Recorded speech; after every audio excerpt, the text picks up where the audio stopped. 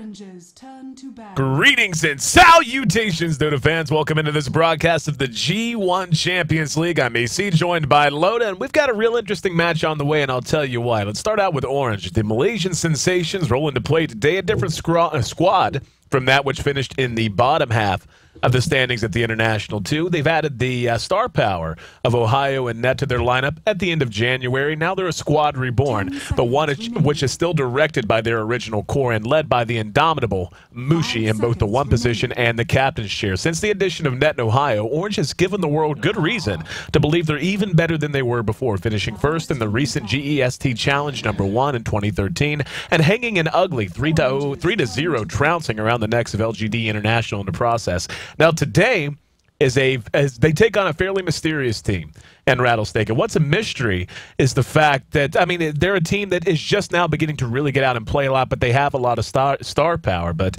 what isn't a mystery is that Mushi and company have a chance for revenge. Orange was given the boot at the hands of eHome in the lower bracket of the International 2, if you remember back.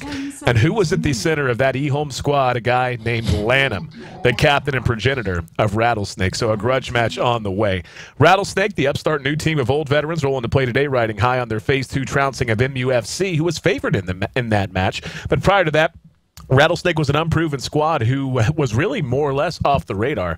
They come into play today, though, after having beaten MUFC 2-0 in Phase 2, a team that is not going to be taken lightly one little bit. And again, I don't know that Mushi's memory goes back that far, but I have no doubt there's been a little bit of talking between those two players, and they're going to be looking to get a little revenge here today. So Rattlesnake and Orange here on G1 Champions League Phase 3 of the Asia Qualifiers. So, Loda, we can see the Lone Druid's actually going to be banned today. I already like that out of Orange. Yeah, well, the Lone Druid has become a very, very popular ban in the first stages, and especially when that new armlet working on that hero it's just a beast. I mean, yeah. I just have to say that I've had my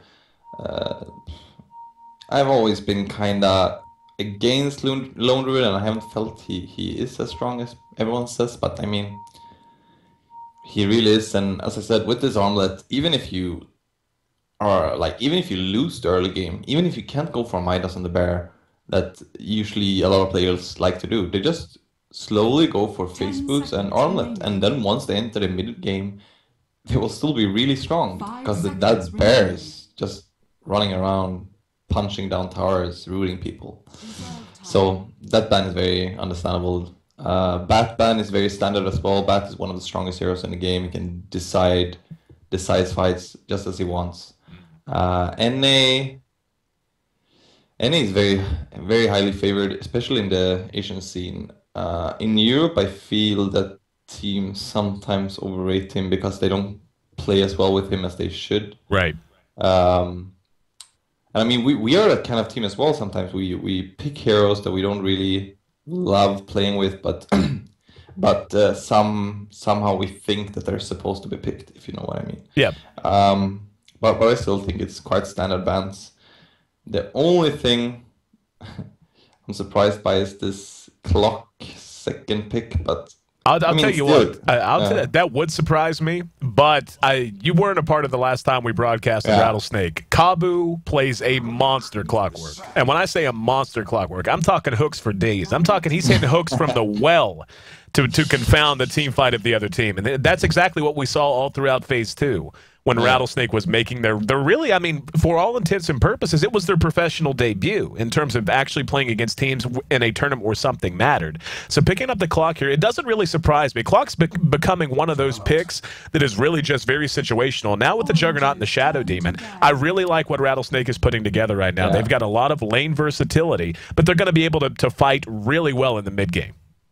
Yeah, I love what both teams are doing here right now. You can see from Orange picking up the Mag, maybe they will run in mid, because Mag is still a very strong hero mid. But then they pick up the Rubik and Lesh to start creating a really, really strong lane. Lesh, Rubik, that combination together with a hero like, now Nyx is banned, but with a hero like Nyx, you have one of the strongest lanes in the game. But then, right away, Rattlesnake answers by picking up a Juggernaut and follow that up with a Shadow Demon since before. So now they pretty much will be able to counter the lane Orange will send at him. So I wouldn't be surprised if Orange decides to go for a safe lane this time. Yeah, I kind of agree with you. I mean, I've talked extensively about this, and I'd actually love to hear your thoughts on this. As it stands right now, if I had to identify two supports that are pretty much considered the highest of the high tier, Shadow Demon and Rubik are right there, and that's across all geographic regions. And I think the reason both of those heroes have settled into that state of popularity is how versatile they are and how you can play them. And I talk about this a lot, so longtime viewers of the stream are probably sick of hearing this, but new-time viewers might get something out of it, especially with Loda adding his 2 cents as we watch the ban phase continue here. But Shadow Demon and Rubik, they work extremely well offensively and defensively. Both are known more typically as defensive kind of supports, but once you begin to roam with them, once you put them with some kind of early punching power like a Juggernaut, like a Lesh, they can be played very effectively in an offensive position, just trying to get kills and trying to apply pressure, or you can fall back on them as heroes that are very good at defending their own towers.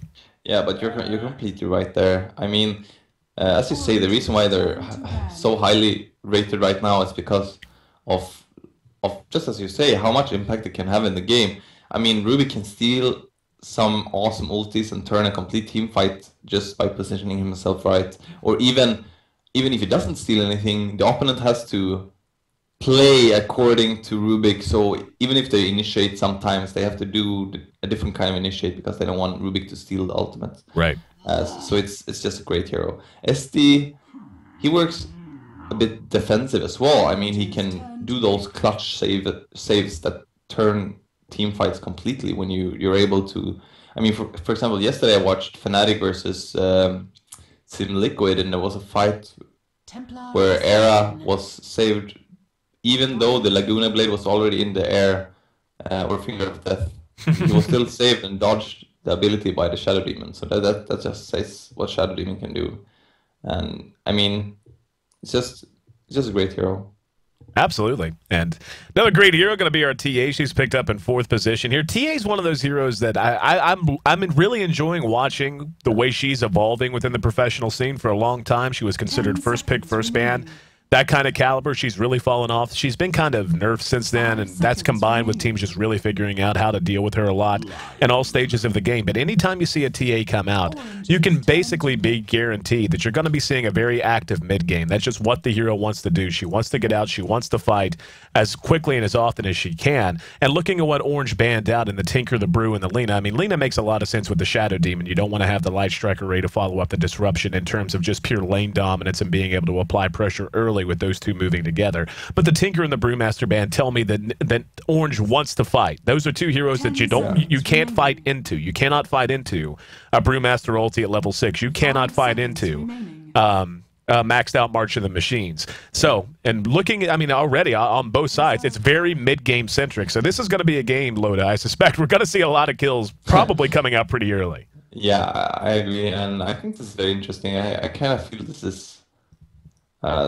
kind of the LGD int effect in China or Asia right now, that they've shown that by playing strong lanes and having lane dominance, you can make the game much easier for yourself, and move on from there. And I'm so happy about this pickup. I was just about to say before the game started, I was about to say that Mushi is the best Morphling or solo mid Morphling in the world. This is probably not going to be a solo mid Morphling, but Mushi is one of the best Morphlings, especially at TI2. I think he was. Oh yeah, but I think he was the best solo mid in that whole tournament. I mean, he just stomped players like Dendi and Chinese. I mean, he just stomped them.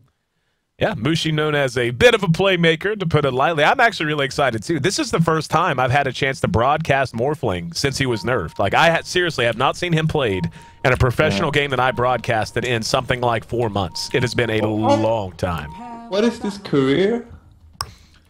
Yeah, this is the new Octopus. The new Octopus. I can't remember. Oh, it's a G1. Yeah, it's ours. Oh. I was going to say, I think it's ours.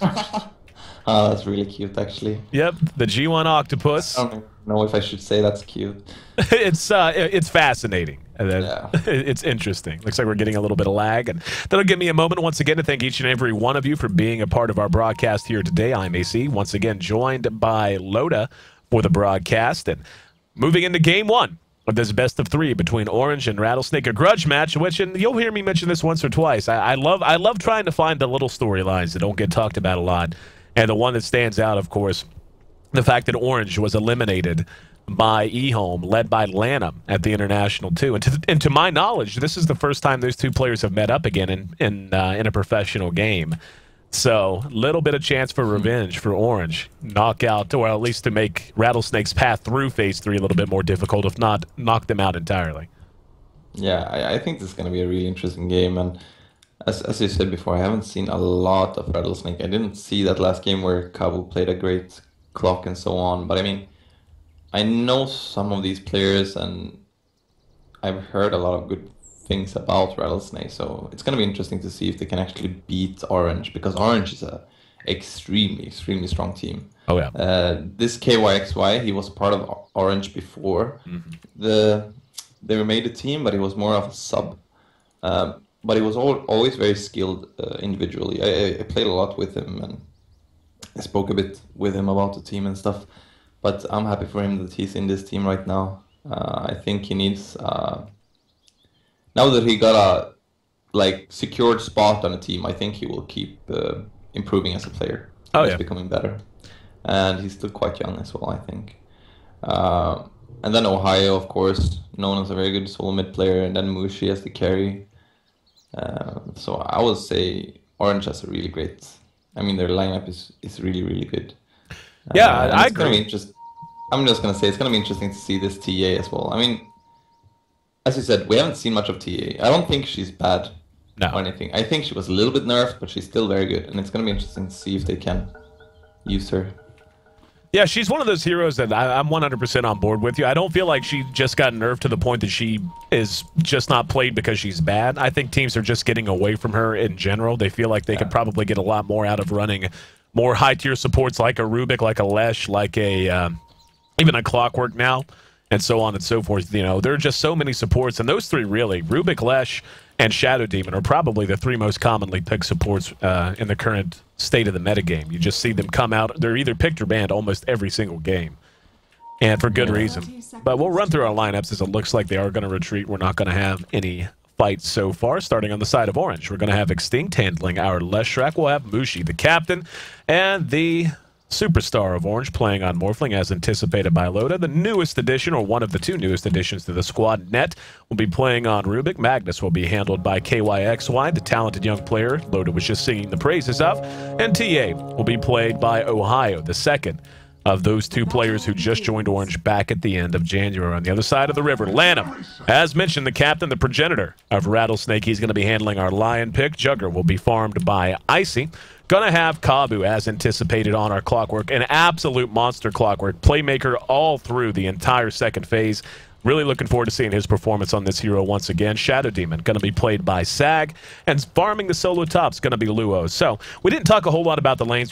We talked a lot more about the players and where we thought the metagame was. But I like this choice to offensively tri-lane out of Rattlesnake. It's going to put a lot of pressure onto Orange. Morphling, one of the reasons we just don't see him as much anymore is he's not nearly as strong in lane as he once was. His survivability took a big hit. Yeah, you're completely right. And I mean, this lane is quite scary. It's gonna be hard to say. I mean, as I've said before, when it comes to these aggressive lanes, if you're not able to shut down the opponent's full spots, and the opponents are able to play passive and just get the EXP lead and then slowly take back the power of the lane, then it's always a big problem.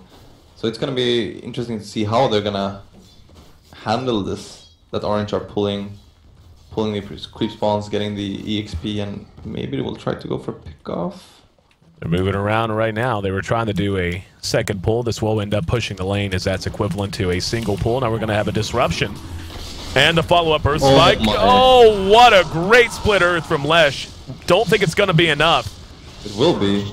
The thing was, the SD surrounded him with the illusions. I think that was a bit of luck as well, because the illusions placed themselves just so they blocked the tree line, so the Ruby couldn't run out. Yep. And that was just such a great...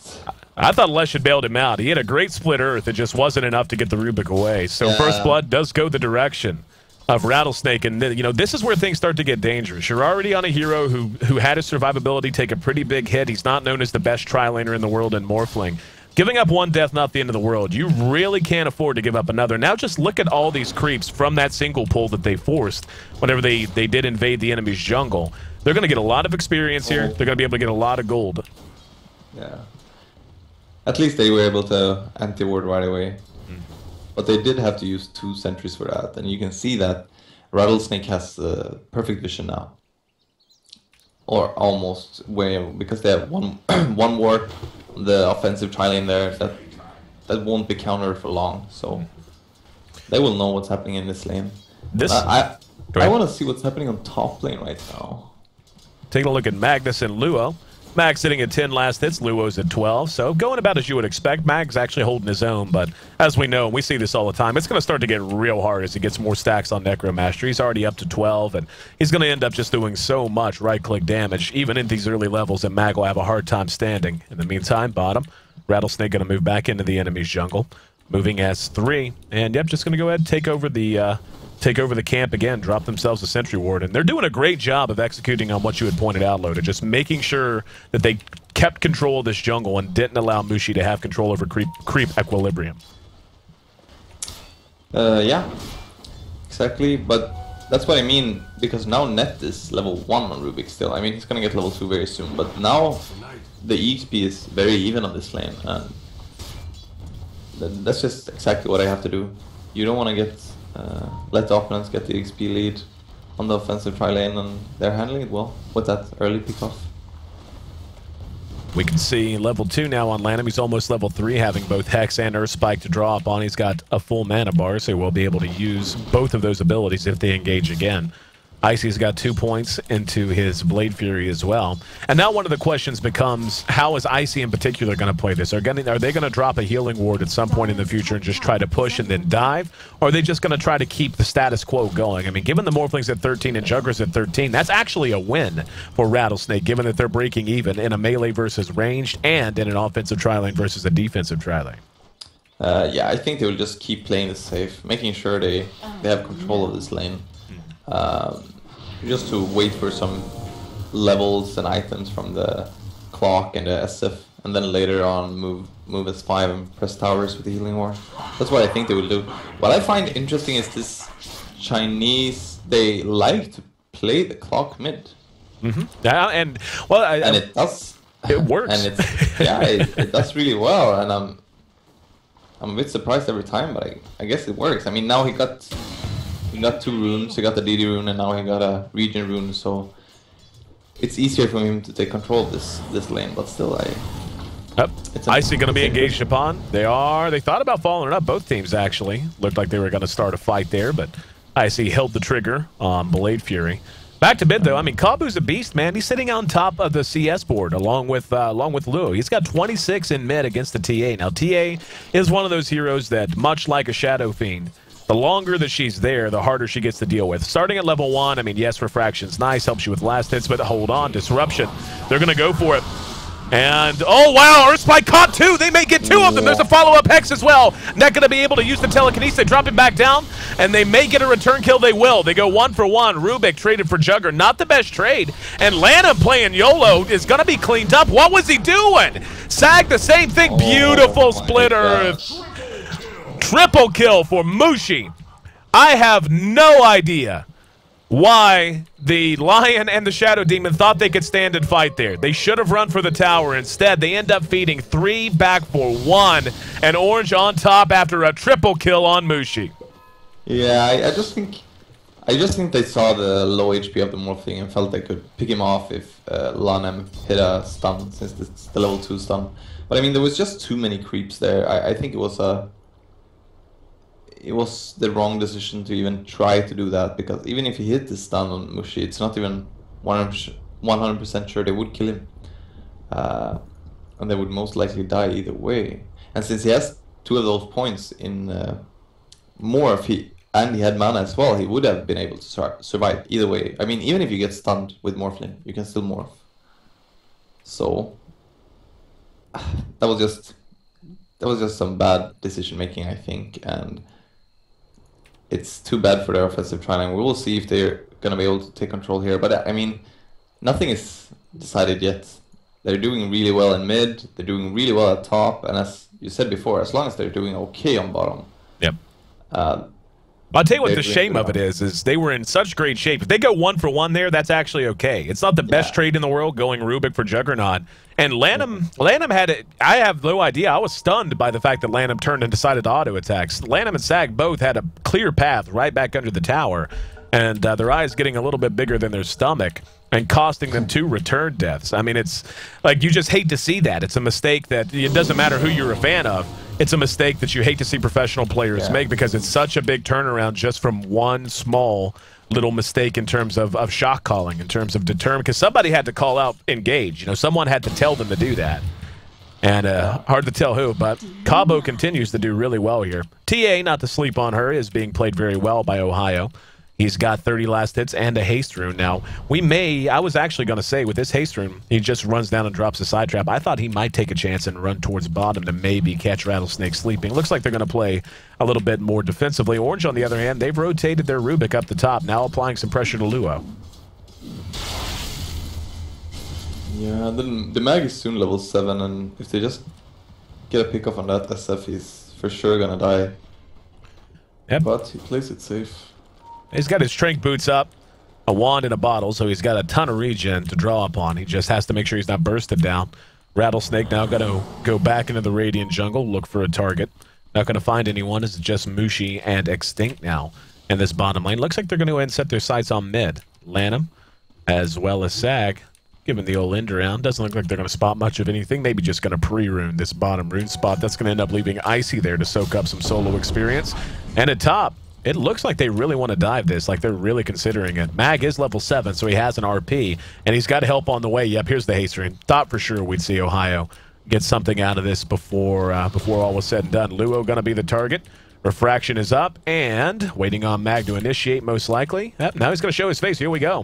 Going to go ahead and do it. Here we go with the TP reaction. Telekinesis there. Follow-up, but there's the disruption from Sag. That might be enough to buy him the time he needs. Mag goes in. Going to spin the RP. They're going to get at least one here. But will they be able to get a return kill? Kabu's there, and now going to throw his hook. Hook actually does connect. Ohio looks to be traded for Luo, and he will. In the meantime, they're still chasing Mag. Yep, this is going to be a 2-for-1 trade. Remember what I was saying about Cabo being a beast? That little guy knows how to run a Clockwork Goblin. Yeah, I feel that they handled it really well, Rattlesnake there. I mean, they knew there were a few heroes missing. Kabu started moving top because he doubted the TA would go bottom to gang the Juggernaut. But at the same time, I feel that Orange just took a little too long to do that. They would have to instant kill the SF. And I would have loved to see Mag just skewer in and ult right away, just to instant kill SF, and then everyone backs off. Because these long fights, as I told you the last time we were casting, I mean, you don't always want those situations where you just barely kill a hero. Because the Chinese are so good at counter-ganging, and they always keep that TP on their supports. Right. So they will be ready, and you just have to be fast enough to make sure they cannot react. Because then if you instant kill him, then instead 2 people TP, and you back off. So not only do they lose 1 kill on the one kill on their SF, but also they will lose gold. That is very, very important to their support heroes, and that does a lot. But I mean, now since they TP top, they were able to get some counter gangs. The supports are still doing very, very, very well on Rattlesnake. Well, taking a look at the last hits, we can see Jugger and Morphling going about toe-for-toe, 32 and 33, which is not bad for Jugger. What I really want to see is, one, how they're going to build this Jugger. I suspect it'll be just a pretty typical drums build, and what are they going to do after that becomes the question. Given the lineup they have, and given how mid-game centric they are, I mean, Shadow Fiend is a hero that if he gets big late can seriously just about 1v5 by virtue of how hard he can hit. But I still feel like they really want to fight in the mid game. They've got they're up against a Morphling who, of course, is still a beast. I mean, despite his nerfs, he's still really good in the late game with the full inventory. So don't give them a chance to try and take that opportunity. Instead, try to get past them in the mid game when TA is really going to be the one that they're relying on for damage. So a mid game centric build out of Juggernaut start trying to push towers, start trying to take early team fights. Can't help but think that's going to suit their playstyle and what they have available to them much better than another approach. Yeah, I think that the right thing to do here would be to play the Juggernaut as you said, more standard, go for the drums, and then after that maybe just tank up a little bit, becoming versatile in the fights and so on. But they can't really rely on him as the DPS of the team, and that's why they have the SF, obviously. But I mean, Orange has a Morphling on the team, and Morphling, I would say, together with Mag, because Morphling gets a lot from that Empower in late game, because he has so much agility. And together with Mag, the Morphling would probably out-carry the SF, that's what I think. But I would like to see Rattlesnake just, once they get some core items up, he would probably go for drums on the SF, it seems. Yeah, he's gonna go for the Tranquil drums. They just get some core items and then they start taking 5-on-5 fights with the healing ward. Just pressure the towers and win fights with the clock. Well, the right-click damage on both teams is going to be solid. Hang on, Jugger's going to be caught out. Beautiful follow-up to Split Earth, but Lanham's there, enough to ward them away. Would have been a dead Icy under most circumstances, but they decided to go ahead and pull back and not overcommit. I'm actually a little surprised we didn't see a waveform from Mushi. He probably could have taken the chance and then just more strength to get away, but instead, happy to just do a little bit of damage and force the opponents back up under their tower. We're 12 minutes in. We've got 8 kills on the board, dead even in terms of the kill score. The gold, though, moving very much in the direction of Rattlesnake right now. They're 1,500 ahead, as well as 1,500 experience ahead. So I think that tells you just how well they're doing in the other lanes as they're breaking even down in that bottom lane.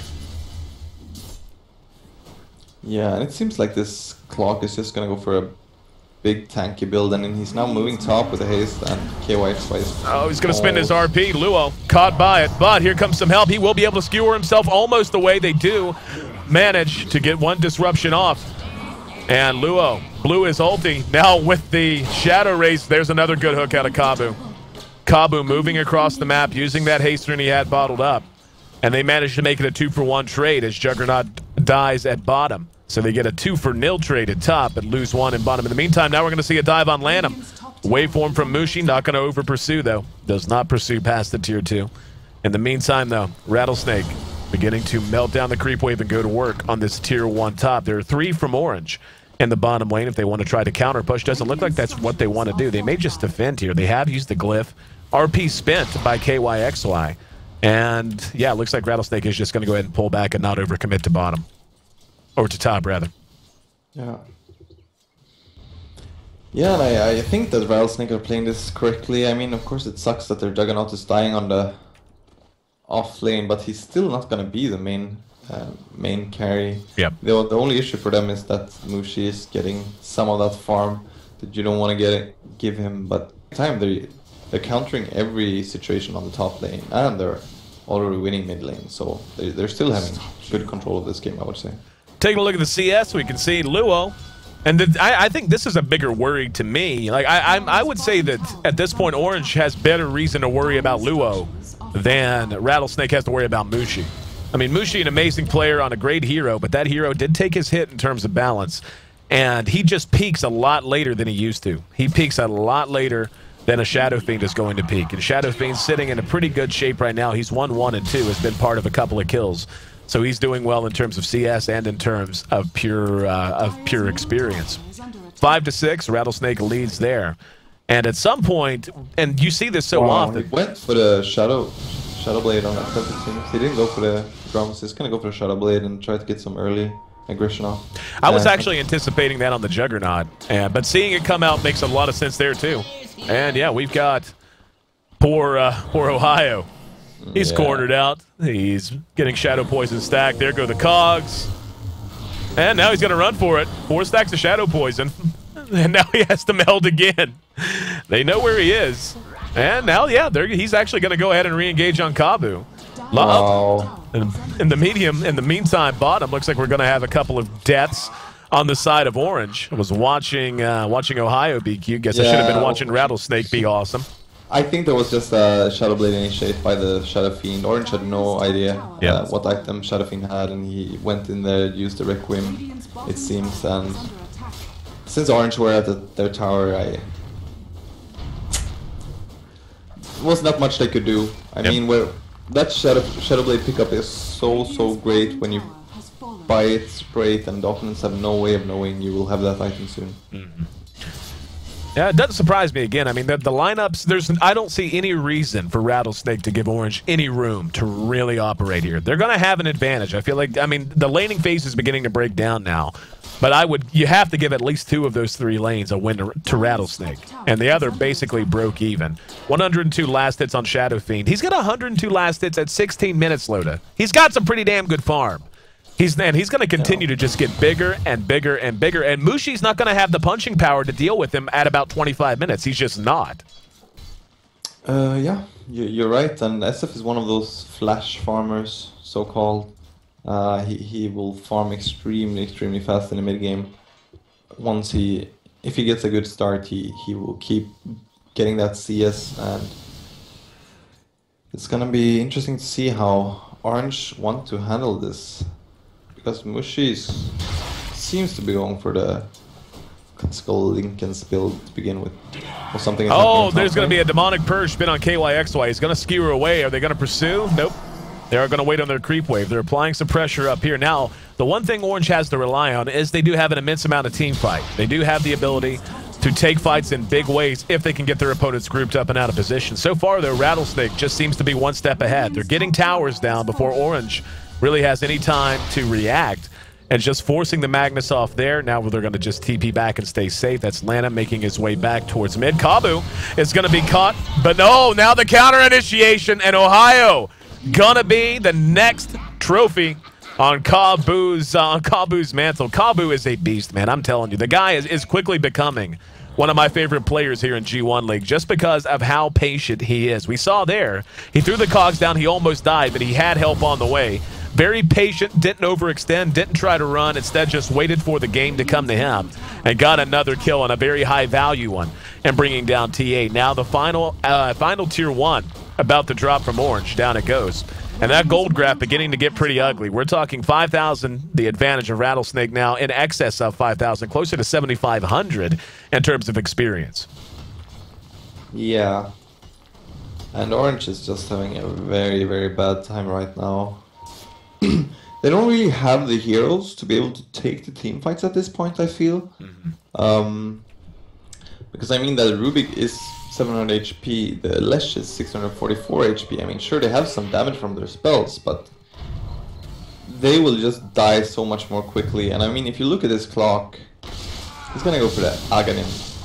And once he has Aghanim, he's just gonna start going crazy, I think. I mean, he's gonna be so tanky that it's gonna be very hard for Orange to get him down. I'll tell you what's terrifying is Luo's not far from a BKB. He's not far at all. He's like 1,000 gold away. And he went Shadowblade first, so he's already made one substantial investment. He's that close to a BKB. 130 last hits at 18.5 minutes. He is, like, honestly, if he keeps this up, he's going to be close to a perfect CS score. I mean, he's not going to be perfect because a lot of those are coming out of the jungle. But he's going to be very close to just about as much as you could possibly ask of him in the first 20 minutes. And he's a big part of that golden experience lead. Yeah, the gold's now up to about 7,500, and it's beginning to reach that point where Orange can't sit back. I mean, Mushi's getting his farm, and that's all well and good, but so is Rattlesnake. I mean, you can't let a Shadow Fiend who's this far ahead just continue to get further and further ahead. We'll see what he's going to pick up here, if he's going to go ahead and invest in anything. Yeah, Mithril Hammer going to be on the way. One would imagine that'll be on the way to his BKB. Yeah, once he has that BKB, it's gonna be very hard for Orange to fight this. And you can see on top lane, these 3 heroes have been waiting to gang that SF for so long. And instead Rattlesnake are gonna grab Roche, so... I love the vision. I don't know if you saw it. Timing. Just look how much vision they have around the Roche pit. This has got to be the most confident Roshan they've ever taken. They have vision absolutely everywhere. 2 sentry wards on the high and low ground. 5 wards. They have 5 observer wards out right now. Yep. And now they're just going to collapse on bottom. This is going to be a very dead Ohio. If he gets spotted out, they will be able, or he will be able to make it back. Nope. Here we go. Refraction up. There's the Hex to follow it up. Demonic Purge is there. High value kill. And I don't know that they can think. No! Wow! Omni Slash of Icy has another one to the board just as quickly. Here comes Mag. as well as the Rubik. But what are they going to do? You've got 2 of your 3 damage dealers down. Icy's actually going to bail here. Now, that's a little surprising to me. That should have been a free tower. And instead... Wow, look at the mid. Mushi has almost no mana right now. It's going to be... And he's going to be cogged in. Kabu taking the target of opportunity. TA follows it up with a side trap. Now he's going to be able to waveform away. Kabu, not sure what Rubik got there. We'll go and spin up. No, there's a hook right on top of him. And once again, couldn't get the cogs down, though. Oh, but Lion swings from the shoelaces and adds a very ugly finger in the eye to Rubik. Make that another death, make it 13-5. And Rattlesnake beginning to run away with this one early. We're just 21 minutes in, and Rattlesnake is looking really sharp. Yeah, and right now this game is just starting to snowball. I mean, the SF has this BKB now. The clock already has his Aghanim.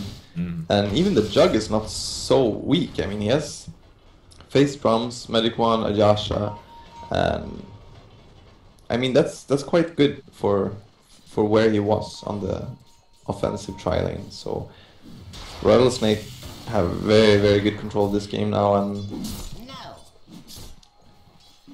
as I've said before, it's gonna be interesting to see how Orange are gonna handle this, because it's not looking very, very, very well for them right now. Well, I'll tell you what I think Rattlesnake has done an excellent job of. And it's a quote from James Carville. It's really hard for your opponent to hit you when they have your fist in their face.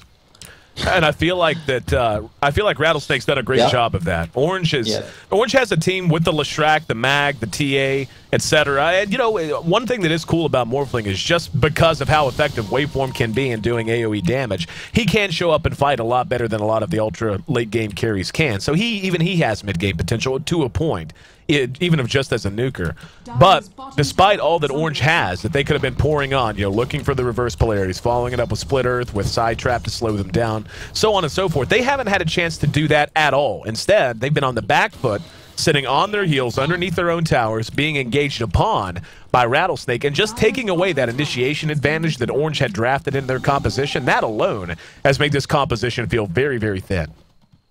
Yeah. Like Rattlesnake are making every decision this game. Link is going to be popped. Mushi going to be caught out. He's hexed out. There's the ulti, the follow-up Earth Spike. That's a loss they couldn't sustain. Mushi with his freshly completed Lincolns. Lincolns is cool, but not when you've got 15 things that can pop it on the other team, which is just about what they have. Now we're going to see Net be able to TP away the rest of the teams on the warpath, though.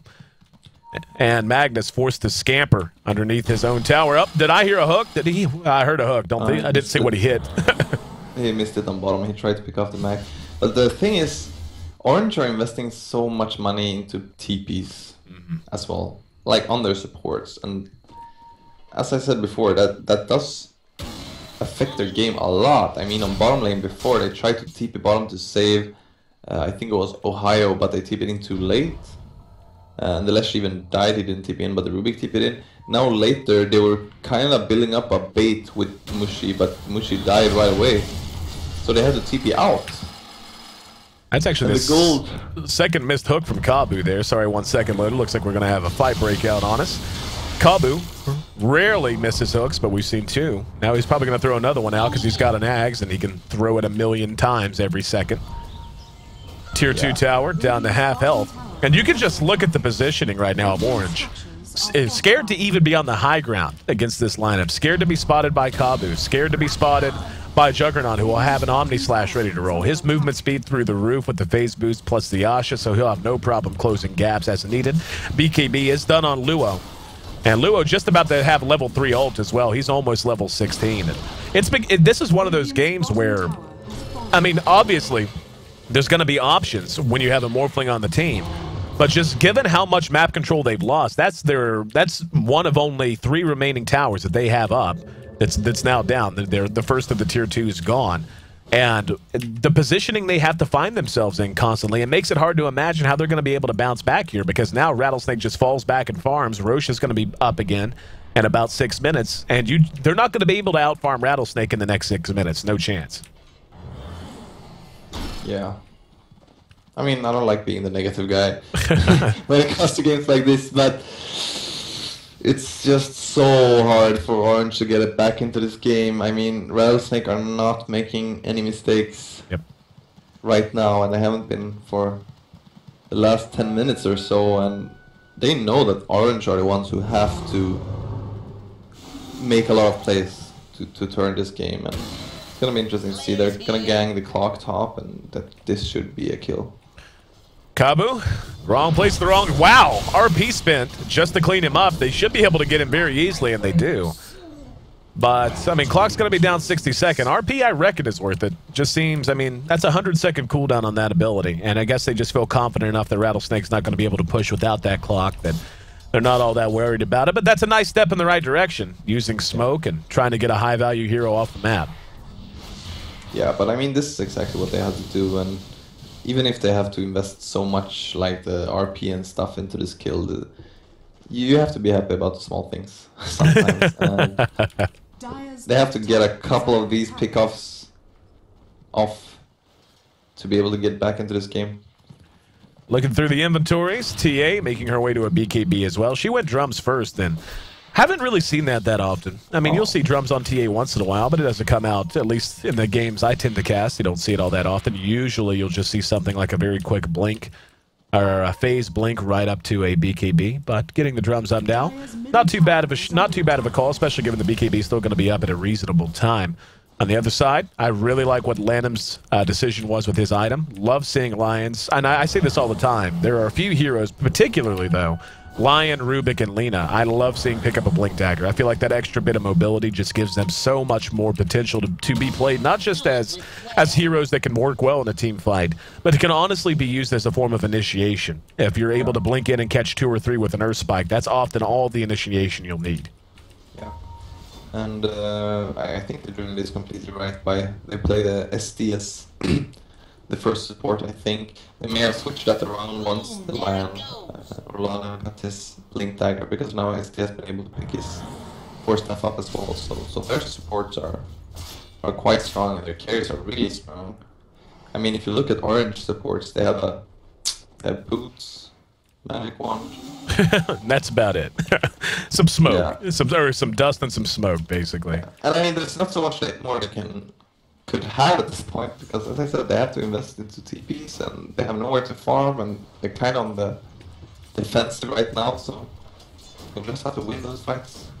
Smoke from Rattlesnake as they begin to move their way down mid. They've got Kabu, Lanham, as well as Sag moving through the Radiant jungle. And they're going to be spotted by TA side trap, so that should be all the indication that Orange is going to need to back up. They are going to smoke up and try to catch them with their hand in the cookie jar. But Rattlesnake running together. This is a fight that could go very heavily one way or the other. Looking for a good RP. KYXY's performance in this fight is going to be very important. But if they're going to do something, they need to do it soon. They're about to give up a free tier 2. And they will just give up a free tier 2. I'm really surprised by that. I mean, they have to play back, but they're beginning to give away so much that, yes, you have to play defensive and look for good positioning, but you can't just be giving away what remains of your map control. And Rattlesnake now feeling confident enough to perhaps push on up into the tier 3. We're going to see them back at least temporarily. But Luo's just wait for the Roche, I think. Luo's just gigantic right now, man. He's already got his Eagle song up. I mean, and on his way to a butterfly. Yeah, this is going to become a monster soon. But I think it was the right decision from Ohio to go for the BKB here. I mean, he wouldn't be able to do so much with a Blink Dagger. Sure, I'm not as sure about the drums, but I mean, drums is still a very... it's quite a good item. It's quite cheap for all the stats it gives and some movement speed and stuff, so I think it's always a decent item on almost any hero. And we can see them now beginning to set up shop around that Roche pit. Roche counting down. Just about New Year's in the Roche pit. He'll be back up momentarily.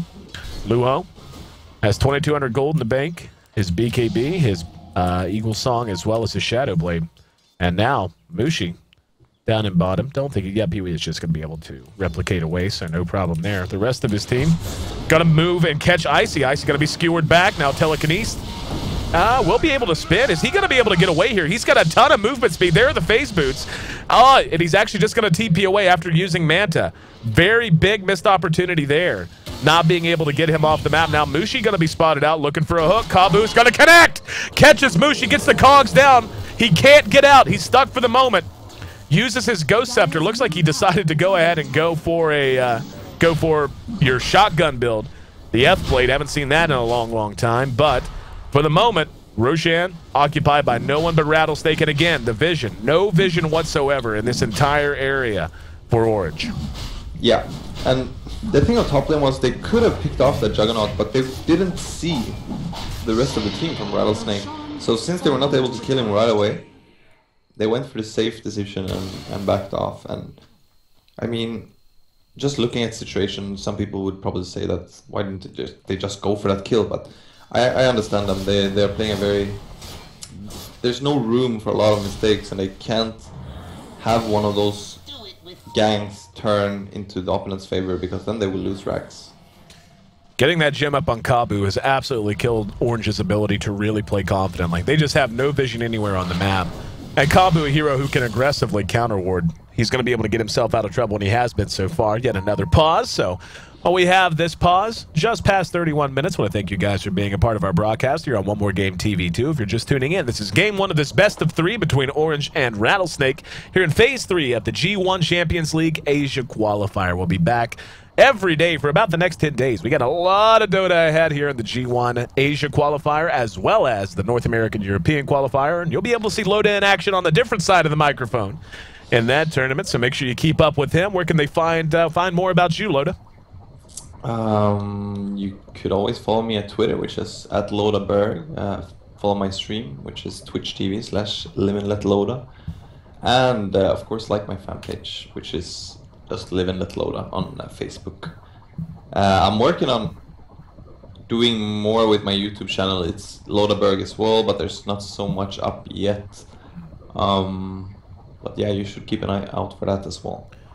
There you go, folks. Make sure you follow LodaBerg. You can see him in action anytime you tune into a No Tidehunter broadcast, be it here or elsewhere.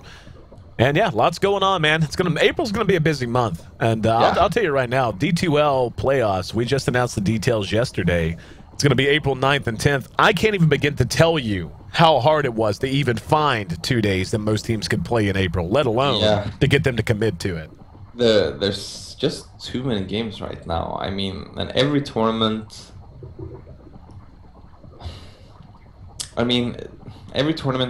Of course, want to get their game at the best time, and there's a lot of finals coming up. I mean, I understand there's a lot of trouble just getting those games played or getting a good date for them, because teams right now we're just playing too many games, and I think we're gonna see a change in that in the future. I think we're gonna see a few teams not deciding to participate in every online tournament there is.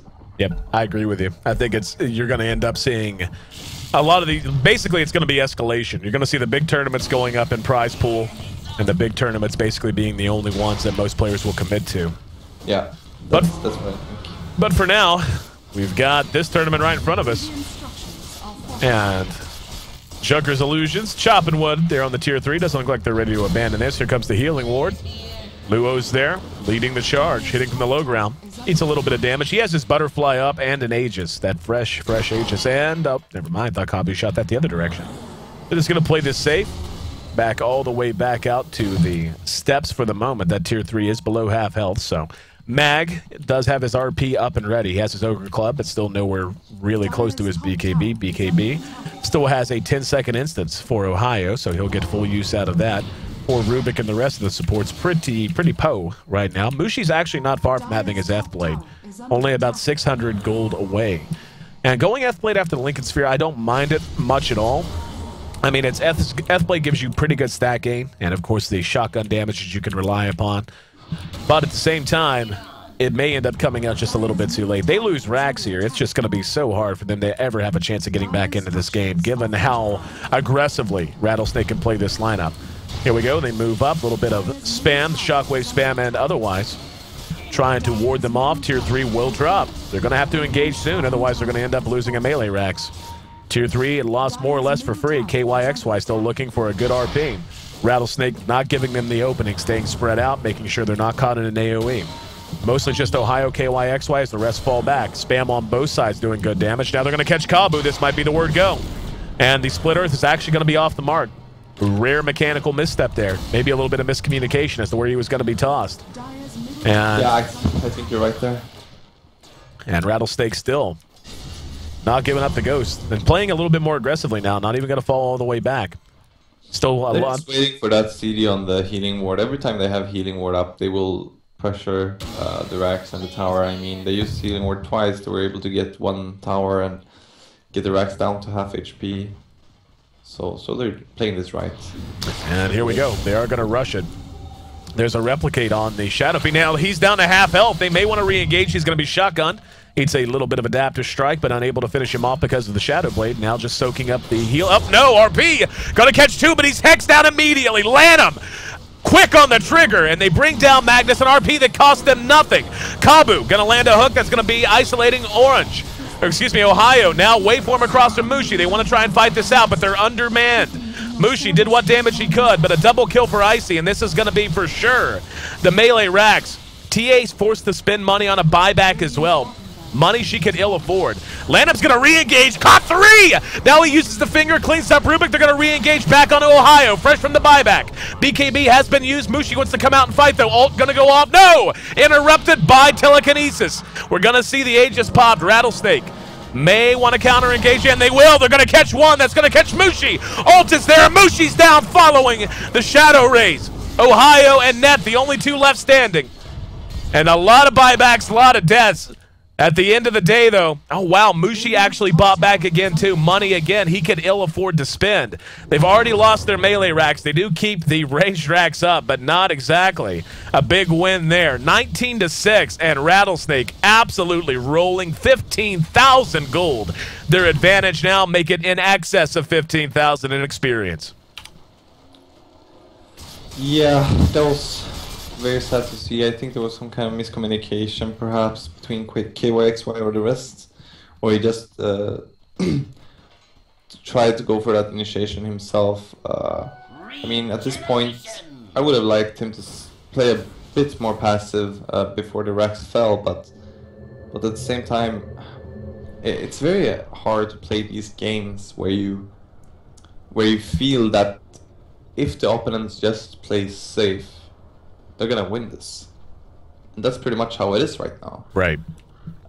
So Orange, who are huge fans of this, just like the Chinese, to keep buyback gold, and I mean, you could see Ohio. He didn't even pop his BKB before he died because he had already planned on buying back, and Mushi had already planned on buying back to just turn that fight. But I mean, without the RP, it became impossible, and now they had to use 2 buybacks, I think.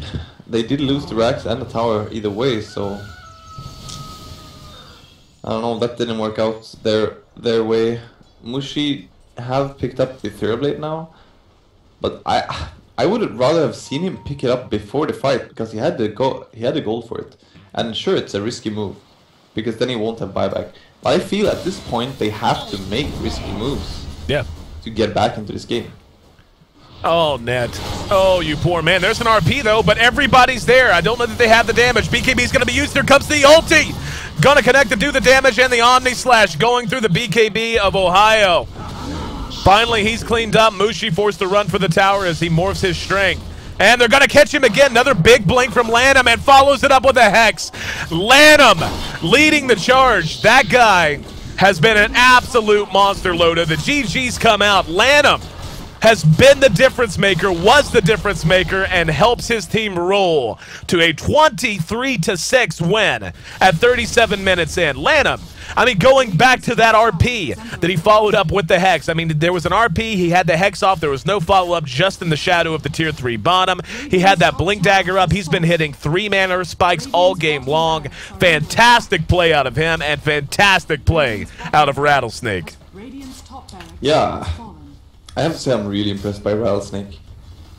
They show that they're not just a random up-and-coming Chinese team. They have a lot of players with experience, and they have a special style of playing. So I'm really impressed by how they did this. They were able to completely destroy and bring down Orange, who recently have been doing so well. So it's going to be very interesting to see, especially the next game, because I mean, it may always have been like this, that Orange kinda underestimated Rattlesnake. I mean, I doubt they would do that in a game as important as this one. But I mean, it still happens.